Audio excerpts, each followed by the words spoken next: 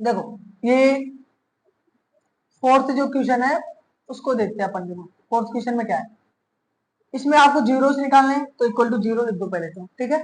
देखो यहाँ से 4u कॉमन ले लेते हैं पहले, तो क्या आएगा u प्लस का 2, क्या आएगा u प्लस का 2, क्योंकि 4u यहाँ से निकाला, यहाँ बच गया u, और यहाँ 4 निकालेंगे तो 2 बच जाएगा और u बार आएगा, ठीक है, इक्वल टू जीरो। एक बार जीरो के इसके इक्वल ले जाओ और एक बार इसके इक्वल ले जाओ जीरो, ठीक है। अब देखो, अब u की वैल्यू यहाँ तो आ गई जीरो, ठीक है, और यहाँ u की वैल्यू अपने पास क्या आ गई माइनस का 2, आई बात समझ, ठीक है। अब ये तो वैल्यू जो होती है ये तो होती है अल्फा, अल्फा की वैल्यू क्या हो गई जीरो, और बीटा की वैल्यू क्या हो गई माइनस का 2। अब आपको क्या करनी है, इसकी जांच भी करनी है, मतलब वेरीफाई भी करना है, जांच करनी है। जांच कैसे करेंगे, देखो वेरीफाई कैसे करेंगे, आपको पता है सम ऑफ जीरोस, ठीक है, शून्यांकों का योग क्या होता है, alpha plus beta equal to minus का बी अपॉन में ए, यही बताया था आपको, ठीक है। एक दूसरे क्या जांच करेंगे, शून्यांकों का गुणनफल, शून्यांकों का गुणनफल मतलब प्रोडक्ट ऑफ जीरोस, क्या होता है alpha beta equal to minus sorry C upon में ए, यही होता है, बताया था आपको, ठीक है। आप देख रहे हैं ये जो इक्वेशन है इसमें सबसे पहले आपको ए और बी इनके बारे में देखते हैं।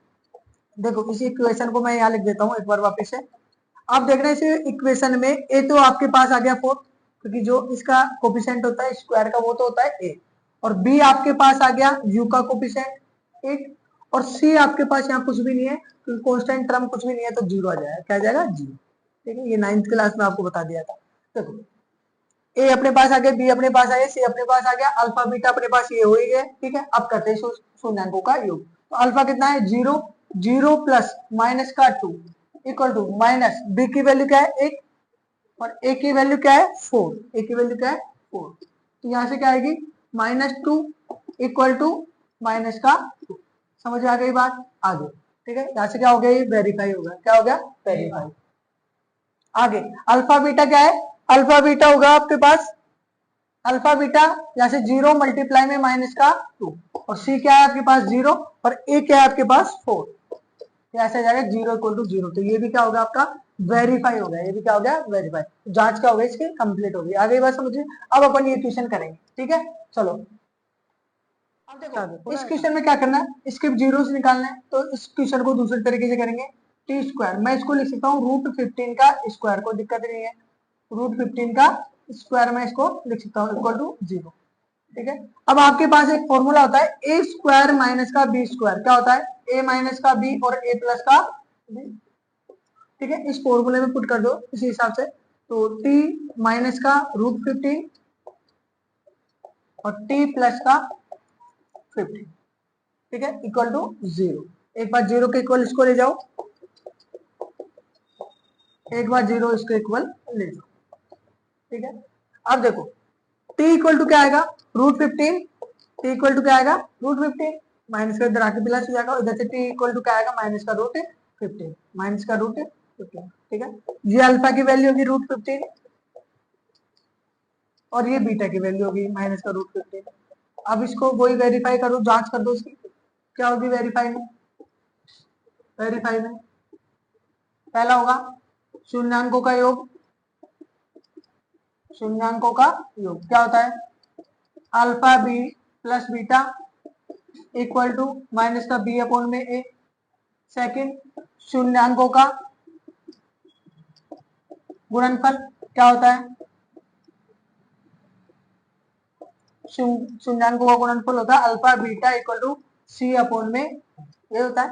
सबसे पहले आपको चाहिए ए बी और सी, इधर लिख दो, ठीक है। ए की वैल्यू क्या है, ए की वैल्यू यहां से लिख दो, ए की वैल्यू है 1, बी की वैल्यू क्या है 0, सी की वैल्यू क्या है -का √15, ठीक है 15 है सॉरी, है ना।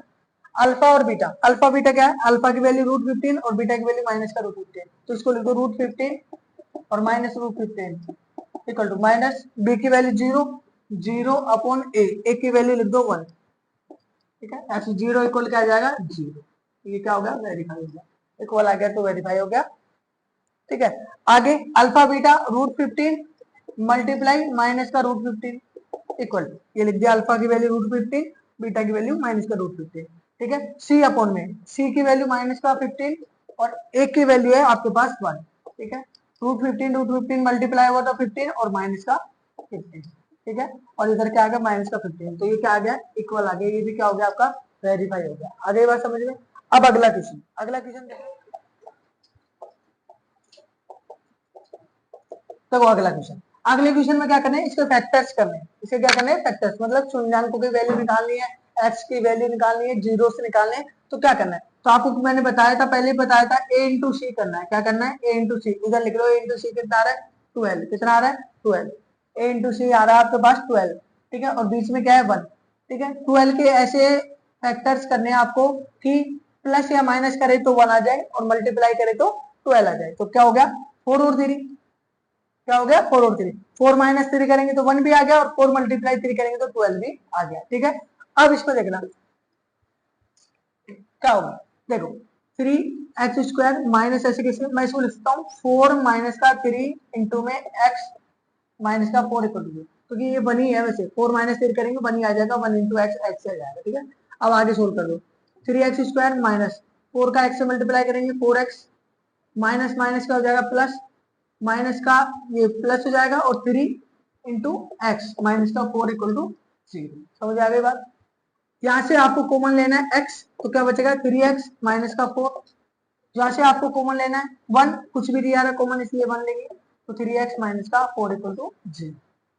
3x माइनस का 4, 3x माइनस का 4 बिल्कुल बाहर कॉमन ले लो, क्या आएगा 3x माइनस का 4 बाहर कॉमन ले लिया, तो यहाँ बच गया आपके पास x प्लस का 1, क्या जाएगा 3x माइनस का 4 इक्वल टू 0 या x प्लस 1 इक्वल टू 0 है। तो x की वैल्यू यहाँ से आ जाएगी 4/3, ठीक है। और यहाँ से x की वैल्यू आएगी आपके पास -1। ये तो हो गया आपके पास अल्फा की वैल्यू 4/3 और बीटा की वैल्यू होगी -1। आगे बात समझे। अब देखो ए बी सी निकाल दो साइड में, ए बी सी ये रफ में भी निकाल सकते हो, ठीक है। ए बी सी क्या हो गया 3, बी की वैल्यू -1, सी की वैल्यू -4 कर दो वही। अब इसकी जांच करेंगे, वेरीफाई करेंगे इसको।